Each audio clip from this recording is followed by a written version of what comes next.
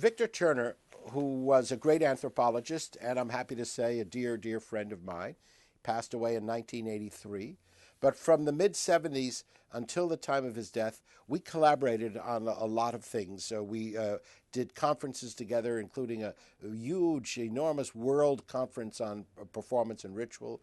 I participated in some of his conferences. He came and lectured at NYU, where I was developing with my colleagues what became the Department of Performance Studies. So Victor and I worked very, very closely together. And one of his key concepts, perhaps the concept he'll be most remembered for, is his notion of social drama.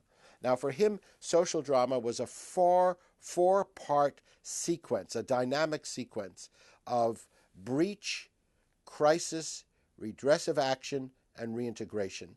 So, for example, underlying every drama is some kind of fault line, like the St. Andrea's fault. It hasn't given yet, but there's a tension. And that breach, that tension is there. For example, in Romeo and Juliet, it's the feud between the Capulets and the Montagues. That exists before the play begins.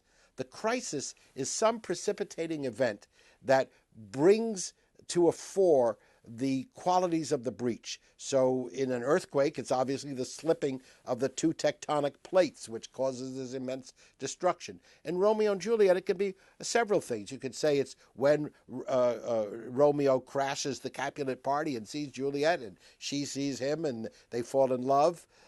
It could be perhaps the murder, the street fight where Mercutio gets killed. But anyway, there's a crisis that brings to the fore the underlying fault of the breach. And then comes the redressive action. Now, for Turner, this was the most important part. It's during this time where all kinds of processes are brought to bear to heal the crisis, to bring things back to stability. So they can be juridical processes like court cases. There can be warfare, like on a personal level or on the social level, the avenging of an insult, a honor killing, or a general war.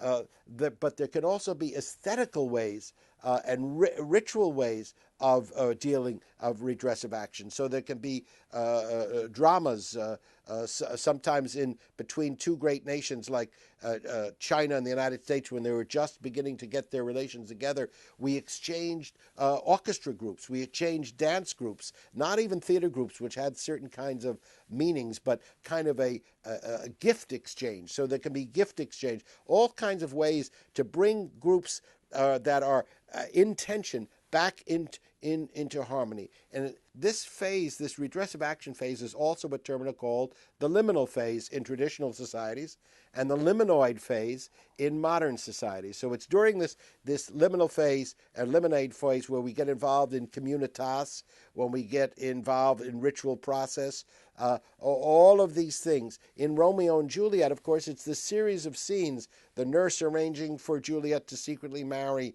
Romeo, the priest giving a place for them to go outside of the town of their birth to where they could live a happier life because their parents wouldn't approve of this, etc. All of these are redressive actions.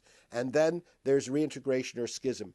In the tragic case, there's usually a schism and then a reintegration. In other words, in Romeo and Juliet's case, there is the sacrifice of the children. You know, one goes into a deep sleep, the other thinks the partner is dead, commits suicide, the deep sleeper wakes up, sees the dead one, takes the knife, she takes the knife, Juliet sees Romeo dead there, and then she kills herself with the same knife. But that's not the end of the play. That's the end of their story, and it ends in schism. They are forever separated, or if you're romantic, maybe they're joined in death, but they are separated from their marriage. But the end of the story is that Capulet and Montague decide to heal the rift. The Duke comes and says, "Never more shall we fight," so that there is a reintegration of the social fabric. That often happens at the end of Shakespeare's plays, because the Elizabethans hated permanent civil war. So at the end of Hamlet, they take up the bodies. At the end of Romeo and Juliet, they heal it up, etc., etc., etc.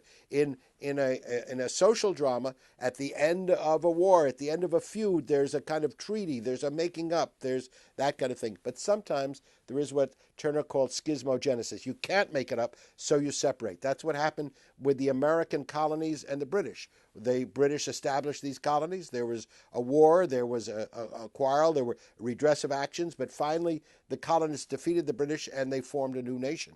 So instead of having England over in America, you had New England, you had the United States of America separating from, and of course that also occurred throughout the British Empire later on. So you can have, at the final phase of a social drama, a schism or reintegration. And Turner thought that this was a way of analyzing all kinds of social disharmony. Now, the critique of Turner is that he's imposing, often on non-Western cultures, a Western mode of dramaturgy, really Aristotle's beginning, middle, and end, and Aristotle's plot-driven, narrative-driven dramaturgy.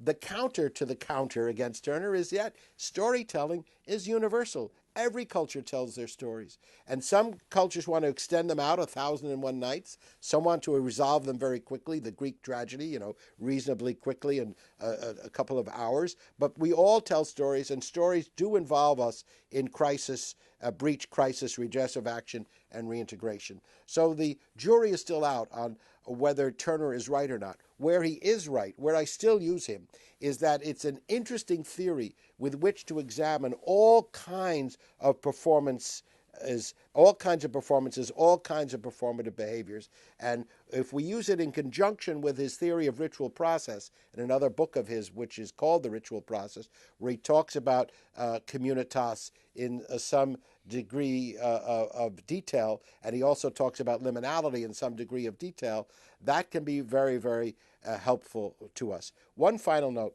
Turner, in the final book of his, At the Edge of the Bush, which was published a couple of years after his death, I think in 1985, he has a chapter, a very short chapter, saying, are there universals in theater, drama, and ritual? And there he develops a model in which is in my textbook, of how the breach, crisis, redressive action model fits into a universal model of social drama. I strongly recommend to you that you not only read about that final theory of Turner's in his book, but in my book, but read about it in his book. It will open up a way of lots of fruitful debates. Again, I emphasize, it's not, is Turner right, is Turner wrong? It's, does this way of thinking provide for you an opportunity for more thinking and for more doing?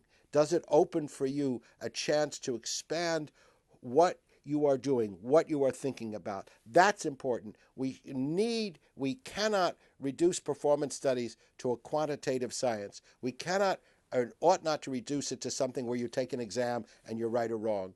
It is a method for opening things up. It is a method for creativity, for academic and scholarly creativity on a par with artistic creativity.